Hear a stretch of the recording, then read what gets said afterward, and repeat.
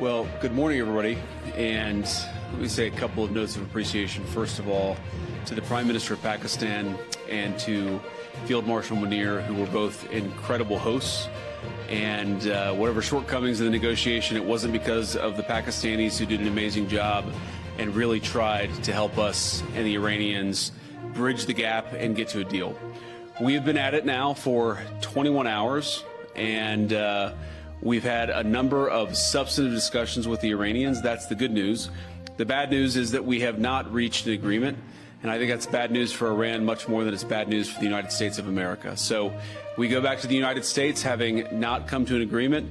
We've made very clear what our red lines are, what things we're willing to accommodate them on, and what things we're not willing to accommodate them on.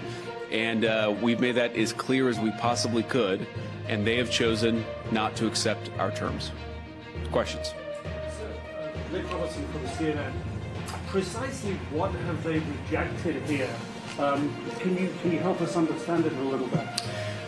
Well, I won't go into all the details because I don't want to negotiate in public after we negotiated for 21 hours in private.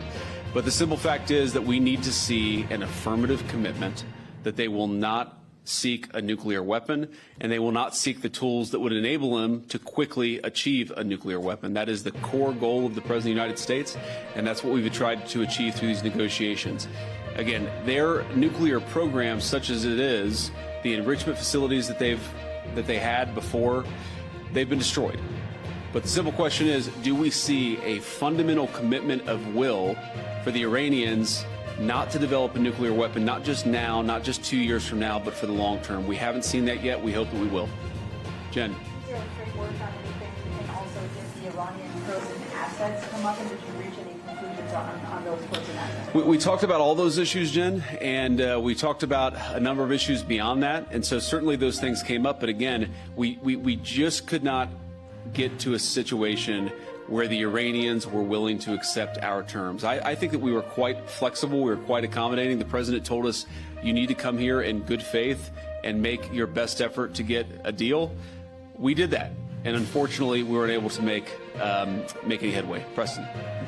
Mr. Vice President, how often did you communicate with President Trump throughout the negotiations? There were reports that there were multiple rounds where there were breaks in between negotiations. How often did you communicate with the president throughout those rounds, and what was he saying as you were going through these negotiations that you said fell short? Yeah, obviously we were talking to the president consistently. I don't know how many times we talked to him, a half dozen times, a dozen times over the past 21 hours.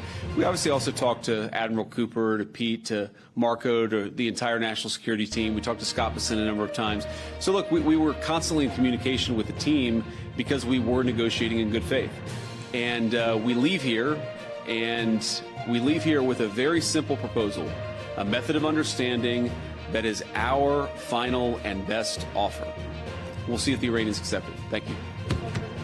Did you going back to Prime Minister Netanyahu at all today? What about the Strait of Hormuz?